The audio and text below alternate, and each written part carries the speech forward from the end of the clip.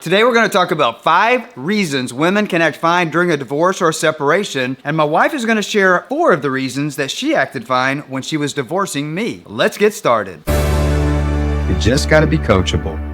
If you're facing an unwanted divorce or separation forever, do me a favor right now. Help me help you, and also help everybody else that's in your shoes by training the algorithm that people need help. The way that you can do that right now is please hit the subscribe button, but more importantly, if you're trying to save your own marriage or your long-term relationship, right now press the bell notification so as that we release new videos, you're notified in real time so the algorithm doesn't suppress it or hide it. If you don't already know who I am, my name's Griffin, and I help men who are facing an unwanted divorce or separation forever attract their wife back the right way so that the relationship can be restored and thriving. And joining me today is my wife, who helps men and women restore their relationship.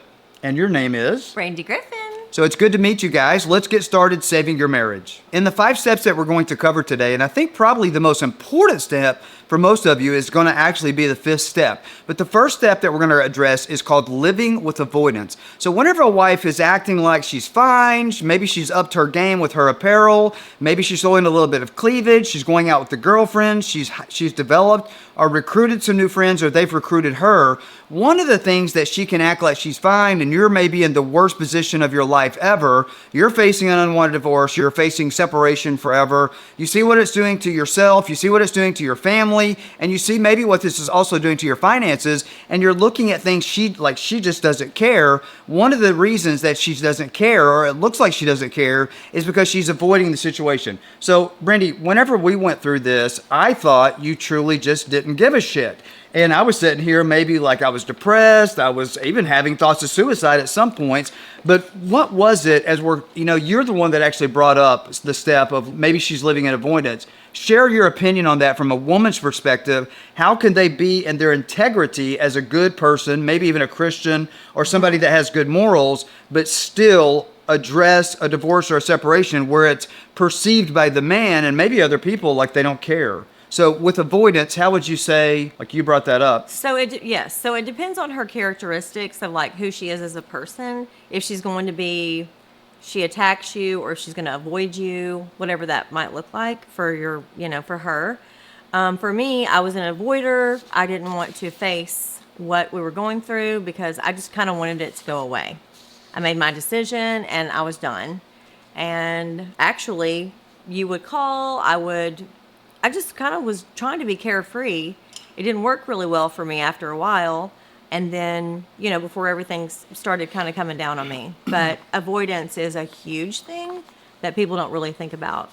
So I'll tell you something else too. Whenever pretend it's not going on is what I was doing. Pretend it's not going on. Yes. So what causes a woman to avoid the reality of where this is taking the family? She didn't want to deal with the reality. I didn't. I didn't want to think this was really happening to me. Would you say it's like a stress factor and it's maybe a way to deal with the emotional trauma from it? Yes. Maybe you have past traumas that you brought into this marriage and you don't want to admit your failure and those different things. So to cope with it psychologically, you feel like you just like avoid the situation altogether. Yes. And then I tried to stay busy. What are signs that a woman is in avoidance, which is making it look to the man like she just doesn't care? She's super busy. She doesn't have time to deal with matter-of-fact things. She just wants to stay busy and not think about anything. So when a woman's finding stuff to keep herself busy, entertained, maybe she's latching on to another woman. Other friends, family groups, anything that could just be like a busy thing. What about children or stepchildren or grandchildren? When they latch onto those maybe a little bit more than they had before, is that one of the symptoms of avoidance per se? All of it. Overwork, party, shopping. So one of the things too that Brandy coaches women, and I primarily only help men who are facing an unwanted divorce or separation. But one of the things as we were preparing for this video that Brandy brought up, and I'm familiar with this too, it's one of the things that I address in the DivorceStoppers program that I run for men, was she might have an affair partner. That's something that women admit to you a lot when you're working with them. And of course, as I'm working with men in the program and you help me work with these men, about 70% of the time we find out that when a woman is running toward divorce or separation, we find out that there is an affair partner. Sometimes that's just an emotional affair partner. And most of the time it's emotional, but yeah. Yeah, but I would say there's a high percentage that's a physical affair partner too. True. But you are correct. It is more so the emotional affair partner.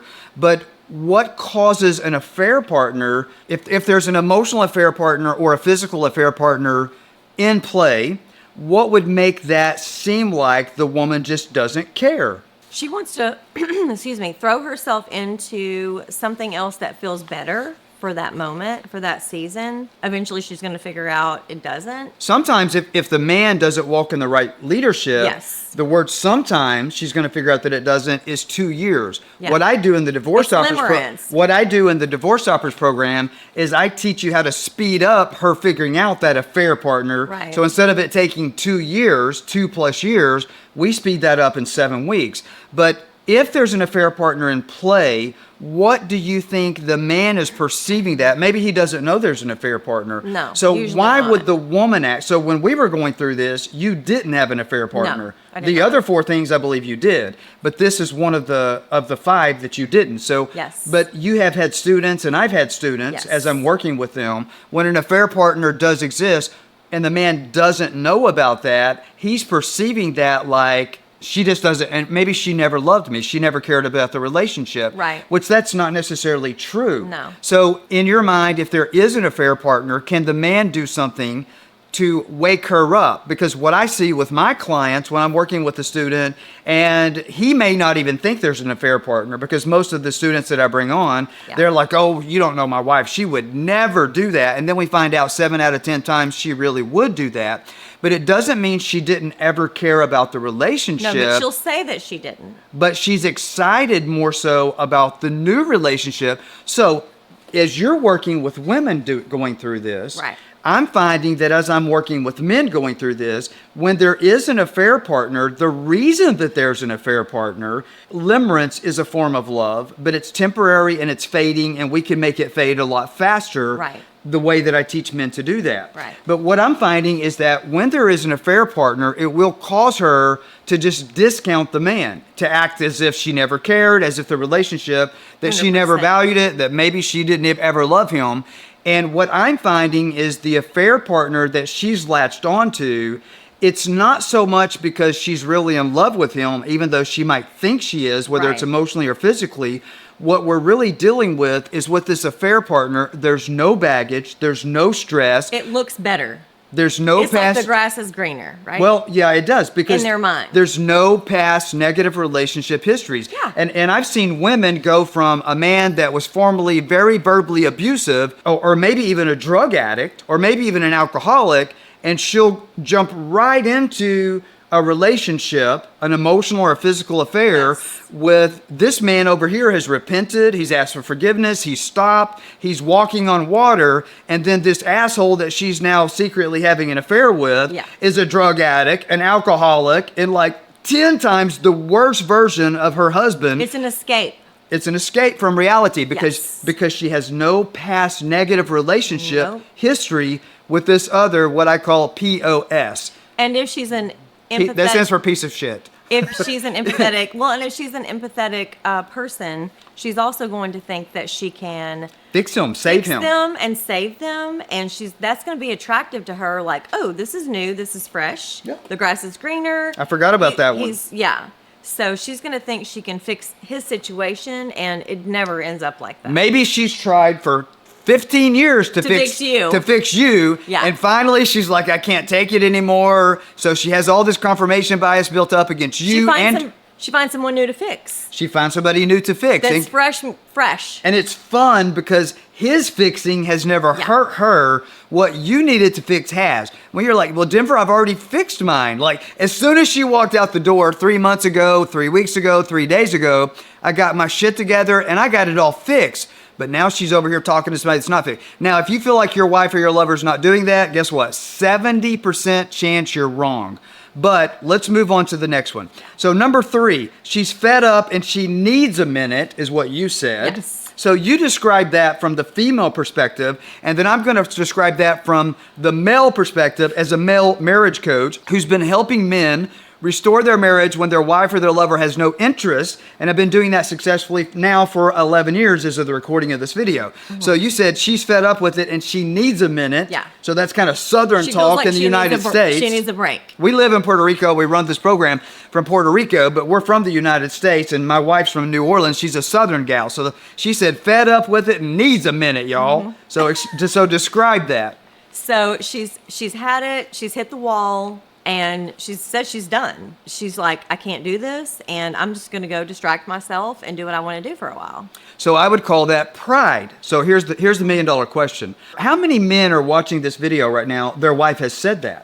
A lot. A lot. Thousands and thousands and thousands eventually, lot. because we're putting this on social media. Yes. So this will get watched at least probably a couple thousand times in the next Yeah. few days. Yeah. But here's the question. For a lot of the men that are watching this video, they're like, well, if she said that, Denver, you don't know my wife. When she said something, She's done. like She means fucking it. means it. Yeah, she well, means you it. said that to me. Oh, I did. We were And- separated. And I thought in my heart I meant it. She meant it, guys. I but guess what? really thought we're I gonna meant make it. love tonight. I was- But she meant it, so there's hope for you. But talk about that a little bit. Did you mean it? Well, in my heart at the time, I did. I was mad. I was angry. I was done with you. I had it up to here with you. What? So I'm sitting here at thinking, that moment, is there I hope? did. Is there hope for you? Let me ask you a question. If your wife has said, I am fucking done, and you're sitting here thinking, Denver, I want my marriage. I've lost 40 pounds in the past 3 weeks. I'm at the lowest point in my life. This woman is the love of my fucking life. You have no idea. But I also know the way she operates. And when she says something, I mean it. By damn, she means it. Because I am sweet as pie, Southern talk. I am sweet as pie, but when I've had it, I have had it. Like most women. But here's the question. Did you have it? And had you had it when you told me that? Yes. But guess what? Our marriage is restored, and I can teach you how to do the same thing. So let me ask you a question. Even though you'd had it, as I did exactly what I teach men in the DivorceStoppers program, and for a lot of you watching this, you don't actually need the DivorceStoppers program. I have something that's a free resource that's available to you, and I'll tell you what the website for that here in just a little bit. You might actually need that free Marriage U-Turn Masterclass that we do. Yes. But let me ask you a question. Why do women believe, whenever they say, I am done? For the men that's watching this, is there hope for them if she said that and she meant it? Because you said it and you meant it. Is there hope for these men? 100%. But if it's to be, it's up to me, which means you, and you have to shift and you have to change. If what you've been doing doesn't work, you're getting bad results, you have to change. And that's where this program comes in. Yeah, and so what we're doing in this video is, yes, we're going to talk about the program that we run, but also going to give you some pointers. And so in just a minute, I'm going to ask you to give me some comments on where do you need those pointers, and we'll do another video on this YouTube channel to help you overcome some of this. But first, to figure out how to overcome it and change it, we've got to actually address what the fuck are you going through. And so that's why we're describing that in this video. So what she just described as fed up and she needs a minute, I'm going to paraphrase that from a psychological perspective of what you're dealing with. When she says, I'm done, what you're really dealing with is female pride. Female pride is very different than male pride. It's feminine pride, with psychologically, it's processed in the brain difference than masculine pride. And there's a very easy way to overcome it. It's not hard. I know right now, if you're hurting, you really have this belief system. If I work hard enough, if I punish myself long enough, if I go through and I'm do something grueling long enough, like, the disorder where people cut themselves because that's how they deal with their pain. Right now, a lot of you are, maybe you're not physically cutting yourself, but emotionally you are. You've had massive weight loss. You're going through depression. Beating yourself up. Maybe you've joined some kind of program. You think it's going to save your marriage. They said they could save your marriage, but all they're telling you is no contact, don't touch her, be a stoic man, get in the gym. You don't want to kill yourself anymore. Maybe if you've joined those programs, maybe your biceps got bigger, but guess what? She's resenting your changes, and because you're doing it the wrong way. And I will tell you, that's not how you restore a marriage. But what were you going to say about that? You changing yourself to be better for yourself it's not what it's all about. But if you don't do those things, you're not going to be on fire for what you're trying That's all to loud achieve. too, because the microphone's kind You're of off not center. going to be on fire for what you're trying to achieve, and she is going to be angry. I was so mad at him when I saw the changes. I had a 6-pack. Now, of course, I was trying to gain weight because I was coming out of stage 4 cancer. I was recuperation. angry. I was angry. But I was eating, I was like, getting my oh, biceps look bigger. At him now. He thinks he's all that. And what about when we were married and da-da-da-da? And guess what? I was all that. I was becoming all that, but she resented me for it. So these programs that teach you to become the best version of yourself, increase your income, increase your bicep size, All of that's and add important. 4 inches to your manhood. Did it work for me? No, it didn't, because I was doing it the wrong way. So why didn't it? As I was making these changes and I was living my best life ever, I was becoming more physically attractive, spiritually attractive, emotionally attractive, all the stuff that I wasn't when you left. I was changing all of that, and she resented me for it. Why is that? Because I was leaving her behind. Yeah. She was facing a divorce that she wanted. Where she was going was a worse off place. It's the fear of missing out at this point. Well, Of what am I missing? What am I going to miss out on? What's going to happen to us? What's going to happen to my family? What's going to happen to me? It's like the reality of all of that starts to set in at that point. Well, right now, though, typically for a woman, that doesn't set in for about 2 years. So what I do when I'm teaching men is to speed up that process in less than 2 months. So part of what you're talking about, fear of missing out, we capitalize and gain on that. Yeah. But if you don't do it the smart way, it'll backfire on you. So what she's talking about is I was becoming the best version of myself, though. Initially, I was doing it the wrong way, because what happened is as I'm getting my shit together, now she starts waking up and realize that she's depressed. And she starts realizing that she's the one piled up on the couch eating the Cheetos, where that used to be me. And guess what? If your wife actually has confirmation bias, if you don't lead her to change at the same time you're changing, it's game over. You will get a divorce. And this is where marriages die, and men end up getting a divorce, and women end up getting a divorce, and children are in broken homes of marriages that died that were never supposed to. And all you're dealing with at this point is a woman's pride. But what you're also dealing with is your lack of knowledge, wisdom, and understanding on how to lead her out of the pride back into the marriage so that you can actually help her to become the best version of herself. And that's where the DivorceStoppers is radically different. Yes. And also, I touch on that significantly in the Marriage U-Turn Masterclass that I do for free for people that maybe don't need the DivorceStoppers program. So let's go into the next thing. Anxious, stress, or masking depression, I put. So you said anxiousness or stressful is the reason they're avoiding it and acting like everything is fine. I'm living my best life ever as a woman. And I put depression because anxiousness and stress is kind of tied into that. Oh, yeah. So you talk about why does it appear to the man who doesn't want the divorce, and she's down at divorce court telling the divorce clerk, speed it the fuck up. I can't wait to get rid of this bastard. And it looks to him like she never loved him. So when you were divorcing me, I think we still have an active divorce case. I don't know if we ever canceled that from a long time ago. From years ago, we might still be in an active divorce. I'm not really sure about that. But when you were divorcing me, it looked like you never loved me. Yes. But when I first met you, I had something with you that I had never experienced in my entire life. Right. And I actually had been through in a marriage before, and so had you, both of us. We both said we had never Second marriage. experienced something like this. Why is your anxiousness and your stress level making it look like, to me, when you're divorcing me, that you never actually gave a shit about me? So, I don't know where everybody is in their steps, but They're in these steps what if they're we- watching this video. Well, but I'm saying the whole positive, polite, and playful really comes in here because he would talk about serious talk when I was really undecisive and I had left. It would stress me out because I would have such anxiety when he would try to have a serious conversation with me, and he didn't back up and he was pressuring me. And I would like cut him off, not talk to him for days. I did not want the anxiety that he was giving me about, well, what do you want to do? We can fix this. I can do this. I can do this. And it stressed me out to the point that I didn't want to talk to him anymore.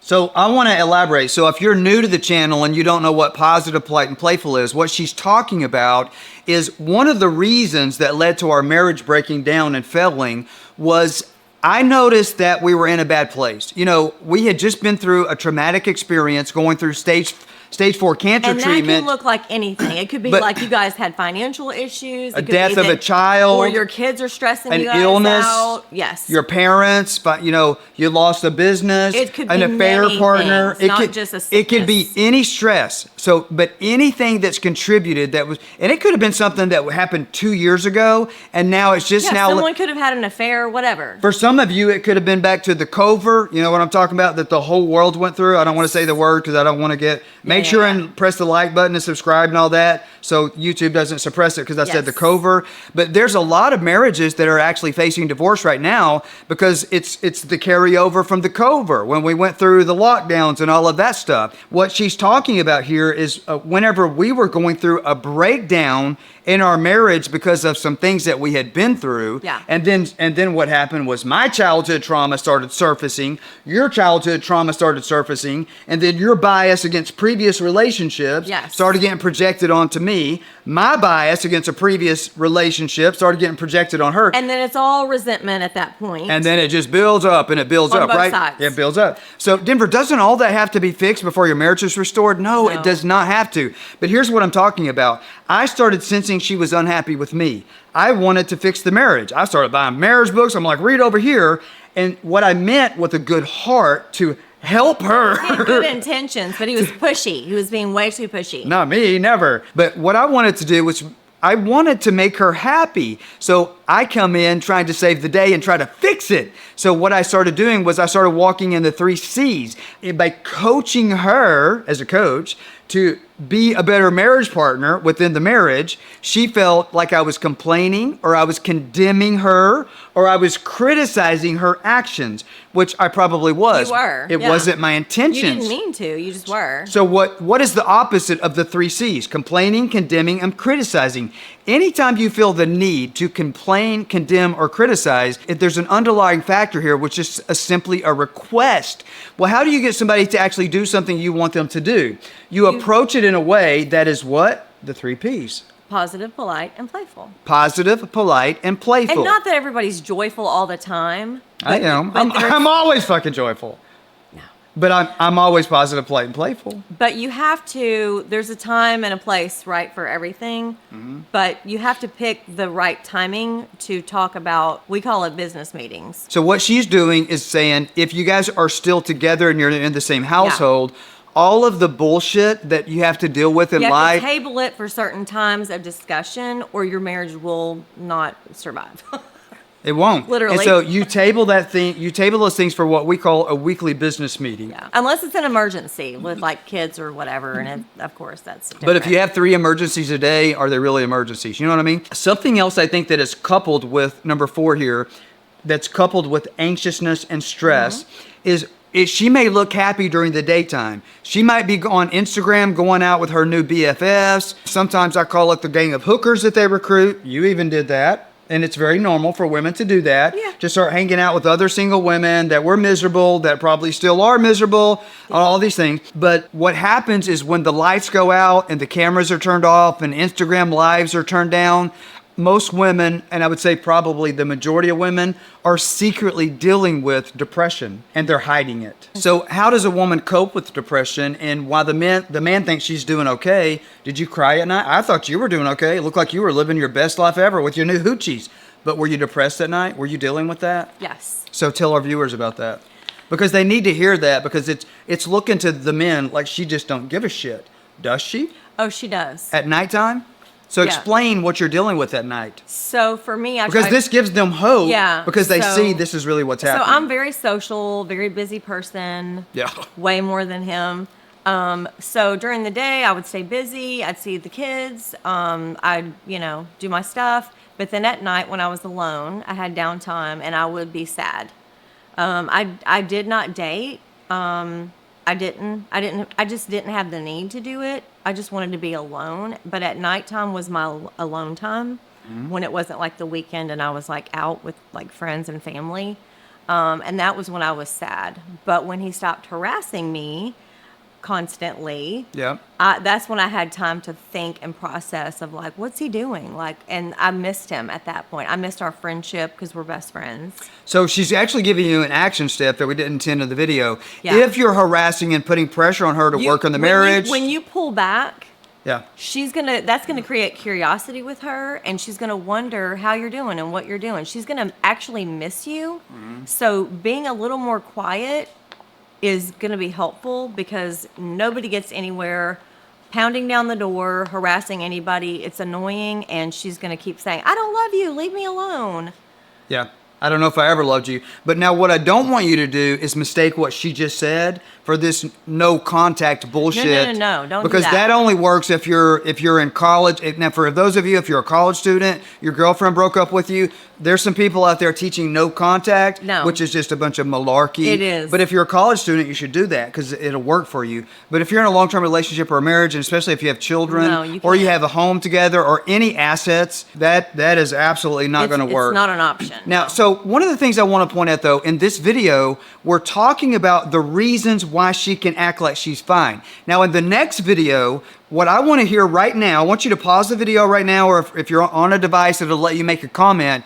Right now, do me a favor. Right now, go in the comments. My video editor is going to put on the screen comments right now. Put in the comments why you think she never cared. So, of these things, what is she doing that's making you think like she doesn't care? And what we'll do in the upcoming videos is I will address how do you actually take action steps to counteract what she's doing to make you feel that way. That would be action steps that are not in line with your feelings, like harassing her, which is going to push her further, but some action steps that you can actually implement to bring her back. So right now, put in the comments if this is you and this is where you're at, and what exactly is it that your wife is doing that's making it look like to you she never loved you. And we'll give you some pointers on that in the upcoming videos. Today, it's just a video to give you hope, to help you understand why she's acting this way, so that you'll understand that it's a little bit fake, and the reasons and the logic that it's mostly just coping mechanisms. Yes. So she can actually function psychologically as a human without having an emotional breakdown herself, right? Yes, or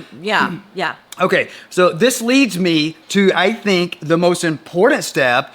If your wife has confirmation bias, okay, typically you're going to need more help than information from YouTube. You're going to need transformation, okay? And I'm going to give you, I have a free class that'll actually help you accomplish that. But let's talk about step number 5 is an enemy of the marriage. So talking about enemies of the marriage, typically there's always more than one enemy of the marriage, but there's always going to be one main enemy of the marriage. So what an enemy of the marriage is, it's always going to be somebody that's against the marriage, and usually it's always, they may not even know it, but it's always going to be for selfish reasons. So an enemy of the marriage is going to be typically somebody that's not happy with their own life. They're more focused on your wife or your lover's life, because misery loves company. So typically it's somebody that's miserable, and what they're doing is misery loves misery. So what they're doing is they're latching onto your wife, and they're acting as if they're a support structure or system for her, when in reality what's taking place is they're latching onto your wife or your lover, and they're using your wife or your lover as a support system to enable them to function in their own misery. So who could this be? It could be a child. It could be an emotional affair partner. It could be a physical affair partner. But it's typically going to be another woman. It's typically going to be a woman that, sometimes I'll talk about it in my videos, a woman that's had multiple failed relationships. Right. Maybe you can elaborate on this some.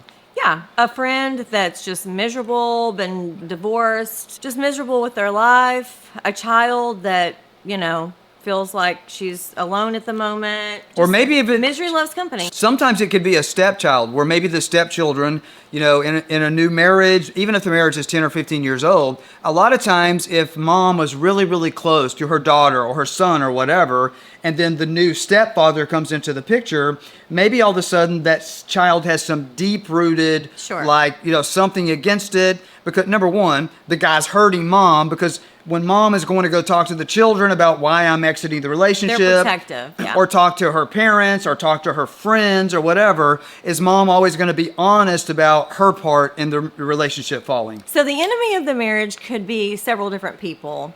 Everyone's on high alert. They're going into protection mode. They're trying to protect the person that's been hurt. You're referring to the enemies of the marriage that are on high alert, protection mode, right? Yes, Okay. and they want to protect, and then that makes the person that's leaving the relationship more vulnerable to keep talking about it. So why do the enemies of the marriage or the enemies of the relationship become enemies of the relationship? It's because she's just going to blab everything and she'll regret it later. That's what happens. She's going to have all these regrets because if she's in a position where she has second thoughts, she's going to be like, oh my goodness, well, now I can't go back because I've told all these things and I want to go back. It's my decision. So what you're saying is when there's enemies of the marriage, it's normal for the woman to go run her mouth, which Yeah. honestly, it's normal for the man. Anybody. It's normal for the man Yes. to go run his mouth. It's not How just a many of woman you are thing. running your mouth? We know. There's- Everybody in your path knows what you're going through. There's lots because of you're blah, us. blah, blah.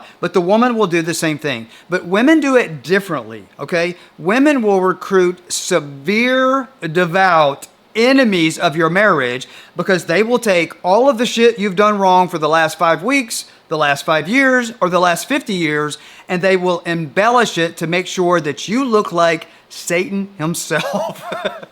So this man that might have been like okay, but he was a little moody, Yeah. now he's a clinically diagnosed narcissist.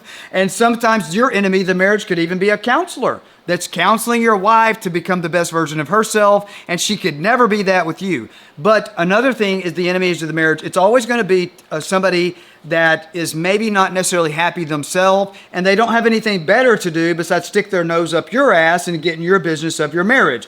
But it's going to be people that They feel like they're helping. but it's going to be people that genuinely care about you. Yes. So while they might be selfishly doing it for selfish reasons, subconsciously that's what they're doing. But on a conscious level, a lot of times the enemies of the marriage, they don't even know that that's what they're doing. They truly believe they're helping their family member. They're helping their friend that they love escape this tragic circumstance to get out of it. And so now what happens, if you've started doing some things where you've repented, you've apologized, you have become the man that walks on water. Like you are the better option. You have changed. You've generally changed. But now what's happened is she's recruited these other women to be so Or ingrained. men. It could be her But for the brother. for the most part, it's some hoochies. It's some hoochies. Usually it's some hoochies. Or her parents. 99 times out of the 100 is some hoochies. Yeah. And if it is her parents, her mama is probably a miserable hoochie. Typically, her mama's a miserable person, and she's recruited her to be miserable. And the mama might have been what's led to the divorce from the get-go, or a contributing factor. Who knows? Lots of different scenarios. But here's Yeah. what I'm saying here, is those enemies of the marriage genuinely have an emotional attachment to you. Yeah. And you have an emotional attachment to them. So as I've ruined your story and becoming the better option, right? Now there's a price that you have to pay to come back to me. So one of the enemies of our marriage was her daughter, which was my stepdaughter. And as she filed for a divorce and exiting the relationship, she let the floodgates open on how satanic, evil, and horrible, narcissistic person that I was. And so once she actually started having feelings for me again and wanting to come back into the relationship, there was a price that she was going to have to pay. What did your daughter tell you? If you go back, I'm done with you. Why did she do that? Because she thought she was helping me by saying that, and she wanted me to choose her. Yeah, she wanted you to choose her. And so part of what we were dealing with is she was older when we got married. You know, she was an older teenager, and she was best friends with mom. Well, now mom has a new best friend. And so even though she enjoyed the family and contributed and everybody got along, there probably always was this maybe a little bit of childhood trauma. You were dealing with divorce guilt because we are in our second marriage. And so there was all of that involved. And so you had shit stacked on top of shit. But at the end of the day, what was happening was there was going to be a price that she would have to pay to come back to me. And that the price was very expensive. It was the relationship with her daughter. And even when we got back together, did she stop talking to you? Did she do what she said? Yeah. Yeah. So maybe your wife is not dealing with her daughter saying, I'm not ever going to talk to you again, which she did eventually start talking to you It could be again. her best friend. It could be her mom. It could be anyone. So what if it is her mom? It doesn't have to be a child. For a lot of you, her mama has given her the money to file for the divorce. That's a Lot. It's very, very common. It's very, very common. So how do you deal with that? Because now that's an enemy of the marriage. Well, what's going to happen? And then it's, well, I gave you this money and you said you wanted out of it, and now you owe me, but you're going back. Yeah, so there's a price that she's going to have to pay. So maybe mom's not going to say, I disown you as my daughter if you go back to that narcissistic pig. But she could. But even if she doesn't say that, it's still going to make the daughter feel guilty about coming back to you because she has enrolled mom in supporting her decision to exit the relationship. So now mom's on her side. So after she's told mom, hey, he's Satan, you don't know that, he's a demon, and now all of a sudden you become an angel, but mom still sees you're a demon, it's going to make you look like an idiot to come back to me. So you're going to have to pay the price. Put right now in the comments where you're at with this. Who is the enemy of your marriage? What are you dealing with? And I'll give you some new content in the by the way, I respond to every single comment personally, but it also gives me some content ideas for the next videos that we put out. How do you deal with this enemy of the marriage so it's no longer an obstacle to restore the marriage? So this leads me to this. If this is something that you're dealing with, or you're going through any of this, if you believe that you have confirmation bias that you're dealing with, which is always accompanied by an enemy of the marriage, I want you to do me a favor right now. We have a resource that's available to you for free, at no charge.